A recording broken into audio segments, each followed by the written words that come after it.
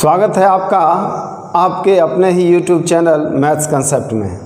आइए आज हम लोग परसेंटेज चैप्टर को थोड़ा और आगे ले चलें। आपका पहला सवाल, एक मशीन अभी खरीदी गई है, इसके मूल्य में 10% वार्षिक दर से कमी आ जाती है।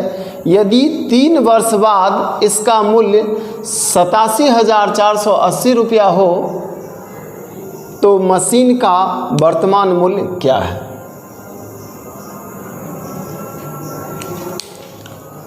देखिए, वर्तमान मूल्य आप x मानिए, उस मशीन का मूल्य x रुपया है। 1 साल के बाद ये 90% रह जाएगा। क्वेश्चन साफ साफ कह रहा है मूल्य में 10% वार्षिक दर से कमी हो रही है, तो 1 साल के बाद 90% रह जाएगा। अगले साल फिर 90% रह जाएगा और 1 साल के बाद फिर ये 90% रह जाएगा। यानी 3 साल के बाद इसका दाम इतना हो जाना चाहिए और 3 साल के बाद दाम कितना होगा दिया हुआ, कितना?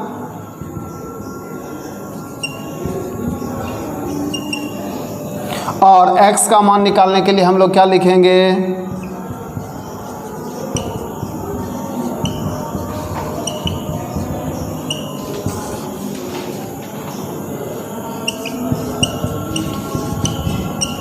और इसी को कैलकुलेट कर लेंगे, हम लोग का आंसर है। अब आइए, यहाँ सवाल उठता है कि ऐसा क्यों नहीं किए कि 10, 10 और 10 तो 30% कम क्यों नहीं कर दिए? ये कन्फ्यूज़न हो सकता है।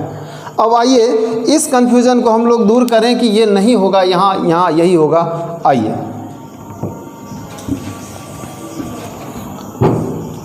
क्वेश्चन बोलता है मान लिया जाए किसी वस्तु का दाम 100 रुपया है।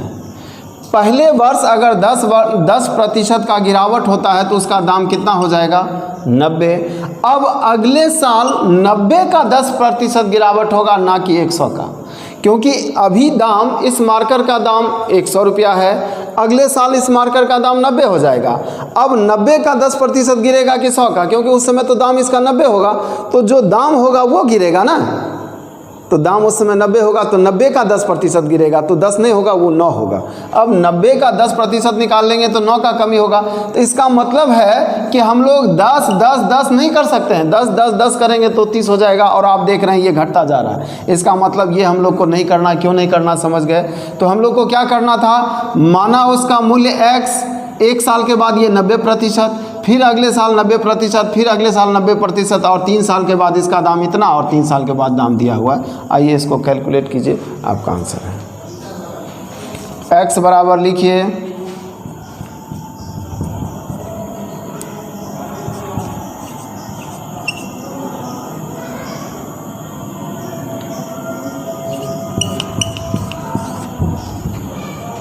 ये आपका आंसर हुआ। क्वेश्चन को समझने का प्रयास करना है कि क्वेश्चन कहता क्या है। नहीं, क्वेश्चन कहता है 10% वार्षिक कमी, तो 1 साल में 10% कमी कर देंगे तो अगले साल मूल्य क्या दिखाई देगा? वो घटा हुआ या पहले वाला? घटा हुआ। अब उस घटे हुए मूल्य का 10% घटेगा ना, कि पहले मूल्य का? नहीं, घटे हुए मूल्य का।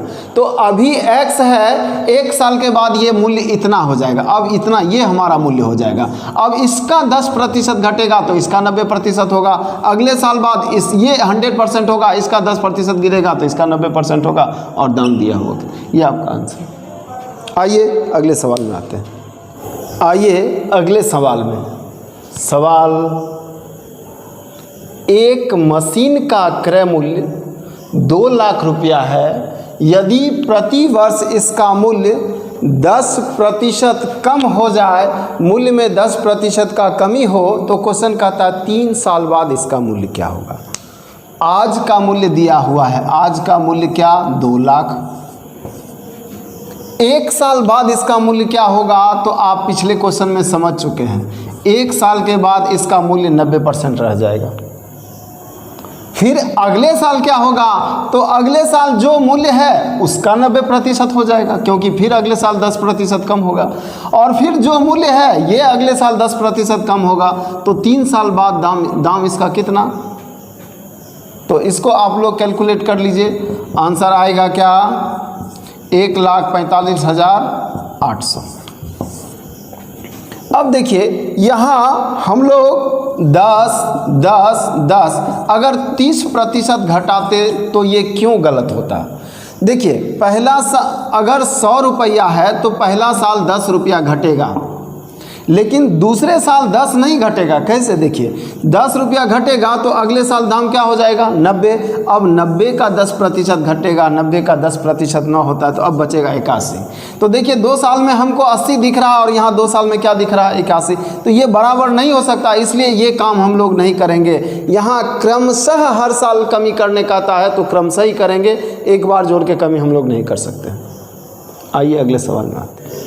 अगला सवाल कहता है 80,000 रुपया में एक प्लॉट खरीद कर उस पर 2,70,000 रुपया लागत से मकान बनाई गई।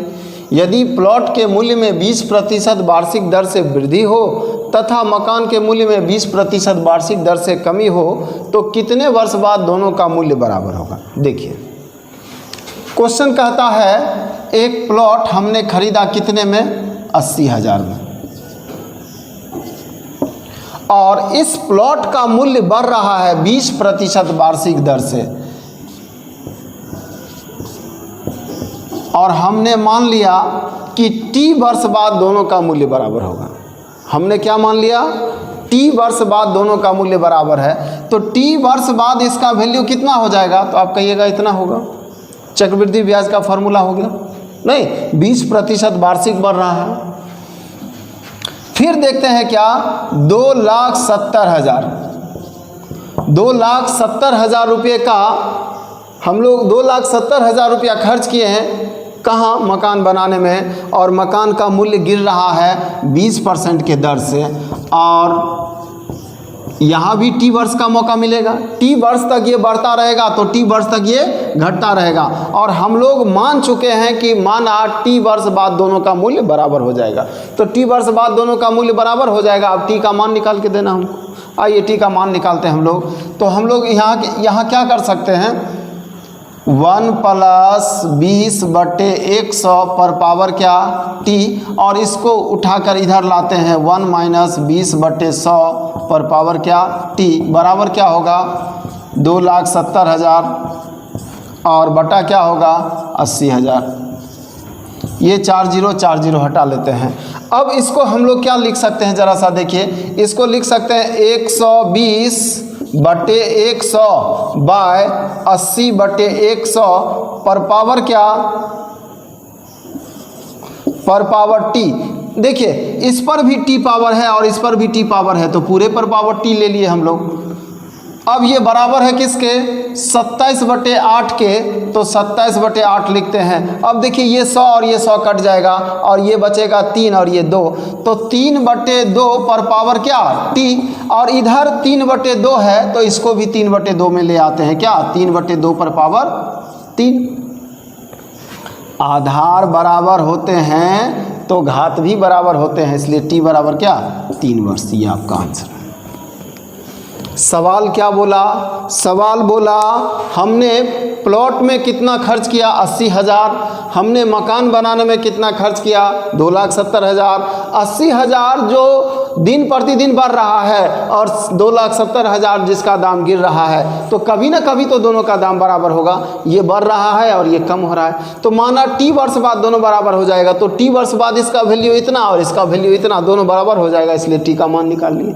ऐसे क्वेश्चन में हम लोग पेन नहीं भी लगाएंगे तो भी काम चल जाएगा। कैसे, देखिए आप दोनों का मूल्य देख लीजिए गौर से। मूल्य क्या दिया हुआ है 2,70,000 और क्या 80,000।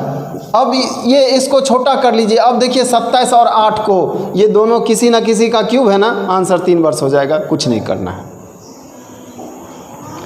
देखिए सीधा कीमत को देखेंगे, कीमत क्या है 2,70,000 और क्या है 80,000। इसका रेशियो देखिए तो क्या आता है 27 और 8 का, तो 27 और 8 को गौर से देखिए, क्या 27 और 8 किसी का क्यूब है, इसलिए आंसर 3 वर्ष। अगला सवाल उसी से मिलता जुलता। जो पिछला था सवाल आपका।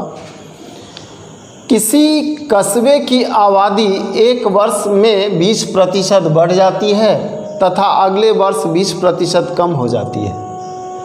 यदि तीसरे वर्ष के आरंभ में आबादी 4848 है तो प्रथम वर्ष के आरंभ में आबादी क्या थी?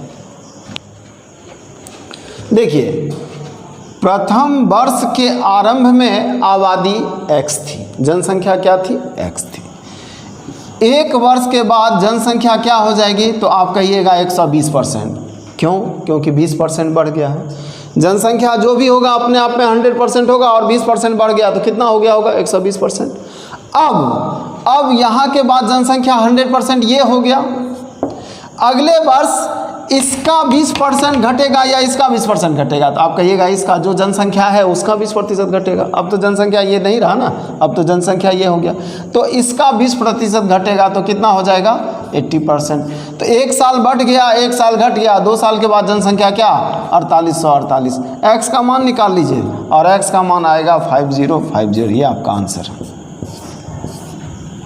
देखिए, अगर इसी जनसंख्या का 20% बढ़ जाता और इसी जनसंख्या का 20% घट जाता तब तो कोई परिवर्तन ही नहीं होता। ये जनसंख्या था, इसका 20% बढ़ा, अब जो बढ़ा हुआ जनसंख्या है अगले साल उसका 20% घटेगा, इसलिए जनसंख्या थोड़ा घट गया, यानी मूल जनसंख्या क्या? 50-150। ये आपका आंसर। देखिए अगला सवाल। अगला सवाल आपका पिछले सवाल से ही मिलता जुलता है। क्वेश्चन कहता है प्रत्येक वर्ष के अंत में एक तालाब में मेढकों की संख्या 10% बढ़ जाती है। 2014 के आरंभ में तालाब में इतने मेढक थे तो 16 के अंत में। इस क्वेश्चन में गलती क्या हो सकता है उस पर ध्यान देना है। 14 से 16 तक लग रहा है 2 वर्ष हुआ, लेकिन यहाँ 3 वर्ष होगा। क्यों? आइए देखिए। मेढकों की संख्या ये, और ये कब? 2014 के शुरुआत में, 2014 के शुरू में। क्वेश्चन कह रहा 2014 के आरंभ में, यानी शुरू में ही ये था। तो 2014 के लास्ट तक ये कितना हो जाएगा जनसंख्या? इतना इसका। अब 2015 में जनसंख्या क्या होगा और 2016 के लास्ट तक क्या होगा? इस क्वेश्चन में यही गलती हम लोग कर सकते थे। क्या? इस क्वेश्चन में गलती ये कर सकते थे कि 14 और 16 को देखकर 2 वर्ष ही हम लोग लिख दें। नहीं, लेकिन नहीं, यहाँ 3 होगा, क्योंकि 2014 के शुरू में और 2016 के अंत में, तो 3 साल हो जाएगा। अब हम लोग संख्या कैलकुलेट करके इसका मान निकाल दें। संख्या बराबर ये है संख्या आपका। देख लीजिए यहाँ क्या था, शुरू में जनसंख्या जो होना चाहिए वो दिया हुआ है। एक साल के बाद 10% बढ़ता है तो अगले साल 110 हो जाना चाहिए। तो क्वेश्चन कहता है यहाँ अगले साल का ज़रूरत नहीं, 2014 के प्रारंभ में ये जनसंख्या था, तो 2014 के लास्ट में कितना हो जाएगा? तो 110% 2014 में ही हो गया ना। 2015 में फिर 110% होगा और 2016 में फिर 110% होगा। तो 110% 3 बार ना, बस वही कैलकुलेट करके आंसर लिखना है। अगला सवाल, एक वस्तु के मूल्य में x% की वृद्धि कर दी जाती है और बढ़े हुए मूल्य को x% कम कर देने पर इसका मूल्य 1 रुपया हो जाता है, तो वस्तु का प्रारंभिक मूल्य क्या है? यानी वस्तु का शुरू में कीमत क्या था, दाम क्या था, वो बताना है। मान लिया जाए आरंभिक मूल्य y रुपया था। अब क्वेश्चन कहता है x% बढ़ाना है, तो x% बढ़ाने पर इसका मूल्य क्या हो जाएगा? तो 100 + x% हो जाएगा। क्या ये x% बढ़ गया? हाँ, x% बढ़ गया। अगर इस बात में कहीं किंतु परंतु है तो आइए उसका हम लोग एग्जाम्पल लें। कोई भी कीमत 100% होता है और उसका 10% आप बढ़ाते हैं तो आप क्या लिखते हैं 110%। और 110% कैसे होता है देखिए, इसको आप क्या लिखते हैं 100% को आप ऐसे लिखिएगा ना, 10% को आप क्या लिखिएगा ऐसे, और जोड़िए तो क्या आता है देखिए 110% होता ना, तो 10% ऐड कीजिएगा तो 110% होगा, 20% ऐड कीजिएगा तो 120% होगा। कहने का मतलब है अगर 10% बढ़ाना हो y को तो आप 110% लिख देते हैं, अगर y को 20% बढ़ाना हो तो आप 120% लिख देते हैं। उसी तरह जैसे 100 प्लस 20 हो जाता है 20 बढ़ाने के लिए, 100 प्लस 30 हो जाता है 30 बढ़ाने के लिए, तो x बढ़ाने के लिए क्या होगा, हाँ बिल्कुल सही समझ रहे हैं, x बढ़ाने के लिए 100 प्लस x होगा। तो वही बात हम लोग लिखें, अगर x% बढ़ाना हो तो क्या लिखेंगे 100 प्लस x, अब x% घटाना हो तो क्या लिखेंगे, तो लिखेंगे 100 माइनस x। जैसे 10% घटाते हैं तो हम लोग क्या लिखते हैं 90%, 90 कहाँ से आता है 100 माइनस 10, तो 100 में 10 घटाए ना, x% घटाना हो तो 100 में 10 घटाएंगे, तो 10x% हमने बढ़ा भी दिया, x% हमने घटा भी दिया, इसके बाद इसका मूल्य कितना हो जाता है, तो आप कहिएगा इसका मूल्य 1 रुपया हो जाता है, क्वेश्चन कह रहा है। अब y का मान ही तो देना है, y का मान क्या होगा, y बराबर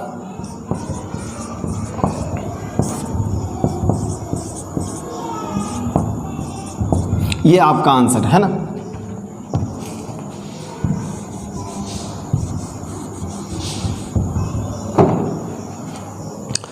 सवाल में कोई जान नहीं था, जैसे जैसे क्वेश्चन बोला हम लोग किए। आइए हम लोग अगले सवाल में आते हैं। अगला सवाल है, एक गांव में 60% पुरुष विवाहित हैं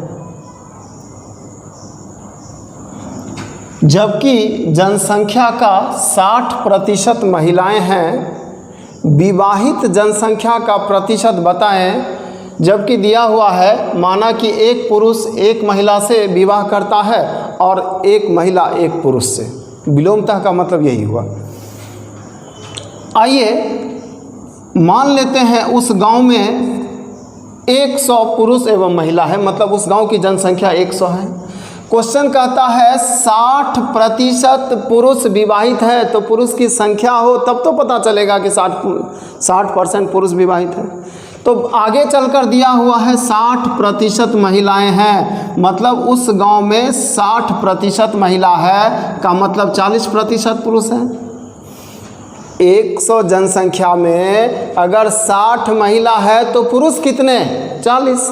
अब लिखिए 60% पुरुष विवाहित है, 60% पुरुष विवाहित है, मतलब विवाहित पुरुष की संख्या क्या 24।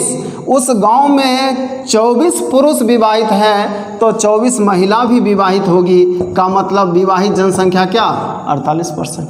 कहीं कोई परेशानी नहीं, इस बात में कोई कन्फ्यूज़न नहीं होना चाहिए। देखिए अगर कुल जनसंख्या 100 है तो उसमें 60 महिला है, क्वेश्चन कह रहा है जनसंख्या का 60% क्या है महिला, तो 60 महिला है तो पुरुष कितना बचेगा 40, और जितने भी पुरुष हैं उसका 60% मैरिड है, शादीशुदा है, तो इसका 60% हम लोग नहीं निकाल पाएंगे क्या, तो पता चला 24 पुरुष उस गांव में शादीशुदा हैं और उस गांव में 24 पुरुष शादीशुदा होंगे तो 24 महिलाएं भी शादीशुदा होंगी। क्यों, क्वेश्चन साफ साफ लिखा हुआ है एक पुरुष एक महिला से और एक महिला एक पुरुष से विवाह करता है, तो 24 पुरुष शादीशुदा होगा तो 24 महिला भी शादीशुदा होना चाहिए। तो कुल जनसंख्या क्या 48, यानी कुल 48%। विवाहित व्यक्ति कितने, विवाहित पुरुष 24, विवाहित महिला 24, तो विवाहित व्यक्ति कितने 48, यानी क्या 48%। 100 में 48 यानी 48%। आइए अगले सवाल। आइए अगला सवाल उसी सवाल से रिलेटेड, जिस सवाल को अभी अभी हम लोग देखे उसी सवाल को थोड़ा और आगे बढ़ाते हैं। हूबहू वही कंडीशन है, थोड़ा सा अलग है। क्या है देखा जाए। किसी शहर की आबादी 81,900 है, मतलब कुल जनसंख्या क्या है 81,900 है, दिया हुआ है, जिसमें 5/9 भाग पुरुष हैं, मतलब उस गांव में पुरुष 5/9 भाग हैं, मतलब 4/9 भाग महिला है। शेष महिलाएं हैं। 60% पुरुष विवाहित हैं, तो विवाहित महिलाओं का प्रतिशत बताएं। विवाहित जनसंख्या का प्रतिशत पिछले क्वेश्चन में था, इस क्वेश्चन में विवाहित महिलाओं का प्रतिशत बताना है। आइए देखिए कुल जनसंख्या क्या है। कुल आबादी दिया हुआ है 81,900 और क्वेश्चन कहता है इसका 5/9 भाग, इसका 5/9 भाग क्या है, पुरुष है। इसका 5/9 भाग यानी 9 1 0 0 यानी 0 0 5 9 5 45 45,500 कुल पुरुष हैं। क्वेश्चन कहता है अब 60% पुरुष विवाहित हैं, तो विवाहित पुरुष की संख्या 45,500 गुना क्या 60%। इसका मान निकालेंगे हम लोग तो आएगा 27,300। 27,300 पुरुष विवाहित हैं, मतलब उस गांव में 27,300 महिला भी विवाहित है। तो महिलाओं की संख्या आप कैसे निकालिएगा, कुल संख्या क्या है आपका 81,900, उसमें पुरुष कितने हैं तो 45,500, 45,500 0 0 यहाँ 4, यहाँ क्या बचेगा 11 में से 5 गया 6 और यहाँ 7 3 36,400।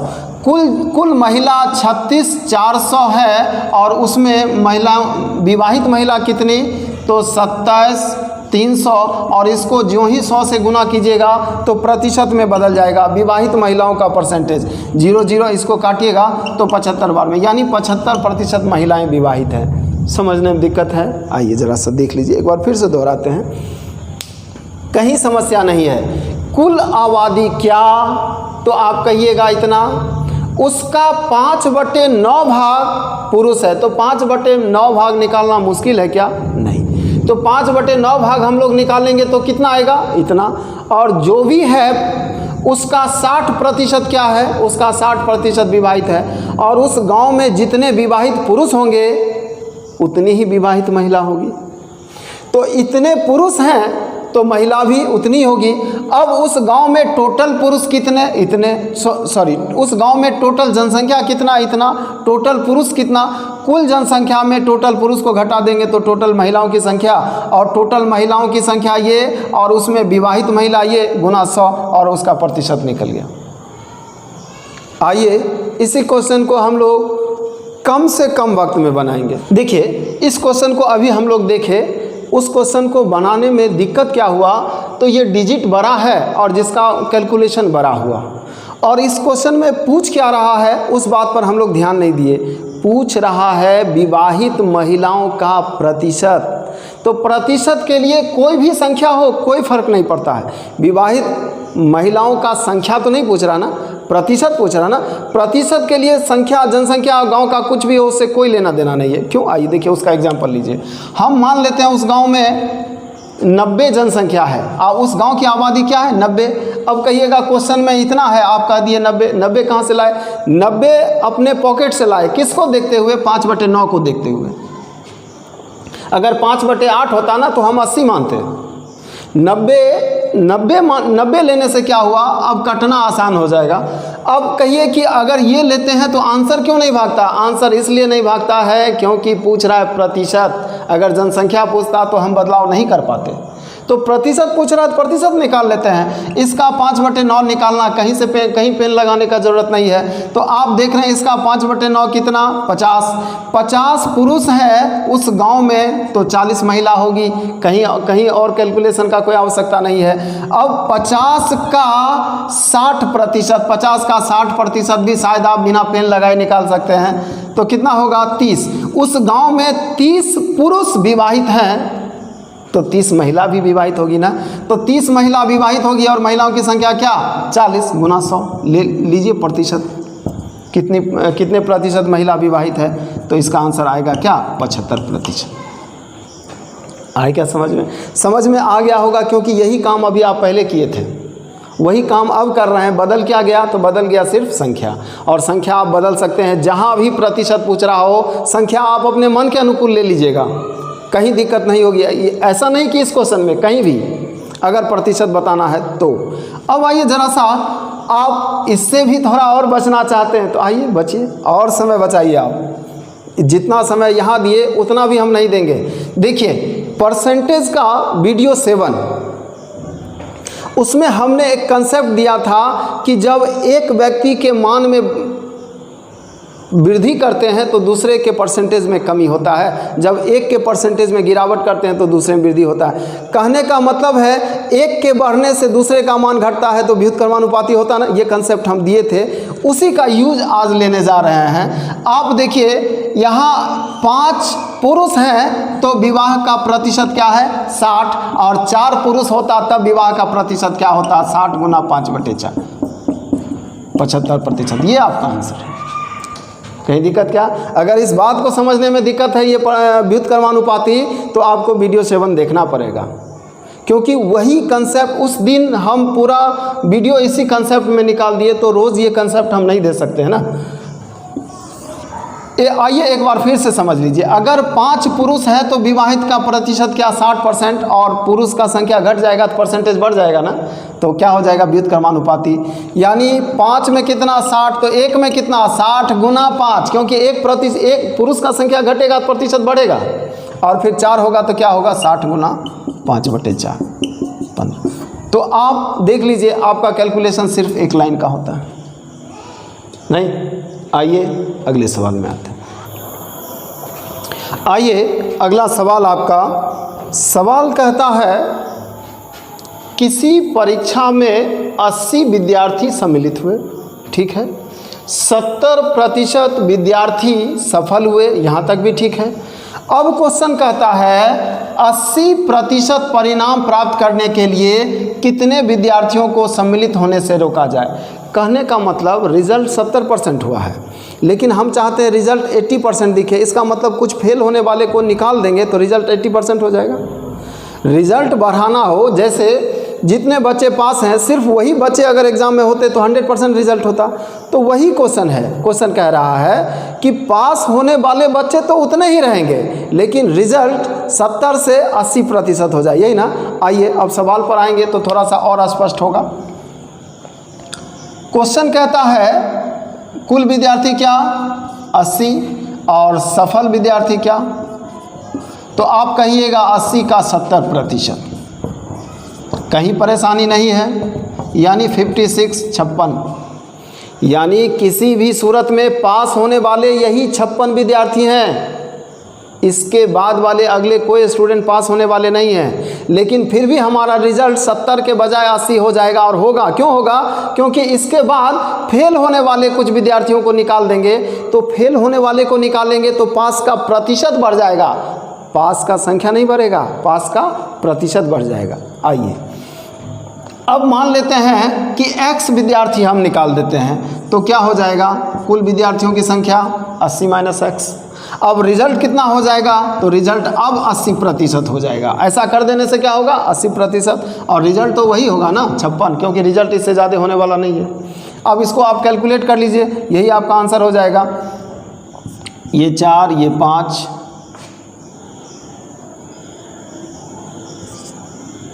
64 - 4x/5 बराबर 56, 64 - 56 बराबर 4x/5। अब ये 64 में 56 जाएगा, 8 गुना 5/4 बराबर x बराबर 10।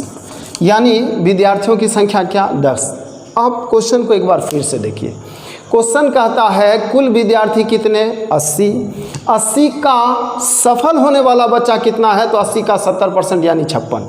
56 से अधिक बच्चा पास नहीं हो सकता है, फिर भी हम अपना परसेंटेज बढ़ाना चाहते हैं। अपना परसेंटेज हम 100% कर सकते हैं। कैसे? ये 56 बच्चा पास होने वाला है ना, इसी बच्चे को एग्ज़ाम में बैठने देंगे, इसके बाद जितने बच्चे सारे को निकाल देंगे, तो क्या हमारा रिजल्ट 100% होगा ना। लेकिन बच्चों की संख्या वही 56। तो वही क्वेश्चन कहता है कितने बच्चे को बाहर निकाल दिया जाए कि हमारा ये परसेंटेज थोड़ा ऊपर आ जाए। तो हम मान लेते हैं x बच्चे को निकाल देंगे, तो अब बच्चों की संख्या क्या 80 माइनस x, उसका रिजल्ट कितना 80% और रिजल्ट कितना 56। तो इसका 80% बराबर 56 और हम लोग x का मान निकाल लिए, ये हमारा आंसर है। अब यही थोड़ा सा और भी आप छोटा कर सकते थे, क्या कर सकते थे कि आप निकाले 56 और 56 बच्चा जो है वो क्या है अब 80% होना चाहिए। रिजल्ट तो यही 56 होगा ना, और रिजल्ट हम कितना खोज रहे हैं 80%। तो 80% का मान 56, तो 100% का मान देखिए तो कितना निकलता है 56 गुना 100/80, 10 और ये 7 यानी 70। अब बच्चों की संख्या क्या 70, पहले 80 था अब 70 हो गया, तो अब संख्या क्या हो जाएगा 80 माइनस 70 बराबर 10। यही अंतर है। कहने का मतलब जो 80 बच्चा पहले था अब 70 हो गया, मतलब आपने कितने को निकाल दिया, आपने 10 को निकाल दिया। यहाँ थोड़ा कैलकुलेशन और छोटा हुआ, और भी छोटा कीजिए आप, इतना भी करने का आवश्यकता नहीं है, क्योंकि आपको एक व्युत्क्रमानुपाती का कंसेप्ट हमने दिया है वीडियो 7 में, और इसी का यूज इसके जस्ट पहले क्वेश्चन में हम लिए थे। अगर उस बात को समझने में दिक्कत है तो आप उस वीडियो परसेंटेज का पार्ट 7 देखिए।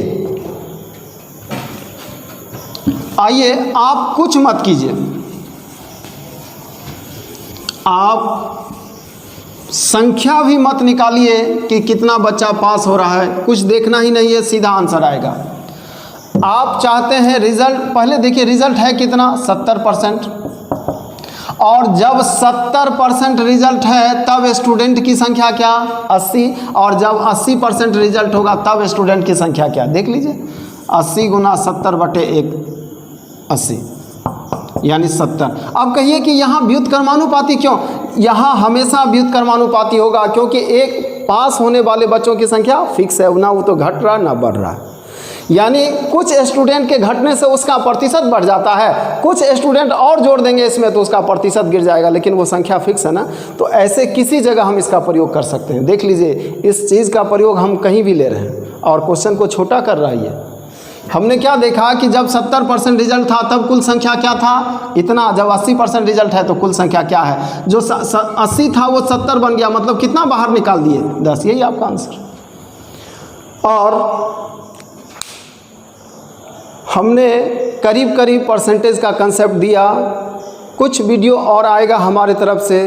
और अब हम चाहते हैं कि जो भी समस्या हो, जो भी आपका डाउट हो, आपको टेलीग्राम का लिंक दे दिया गया है, आप वहां क्वेश्चन भेजिए और आपके क्वेश्चन का सॉल्यूशन के लिए हम हर संभव प्रयास करेंगे। धन्यवाद।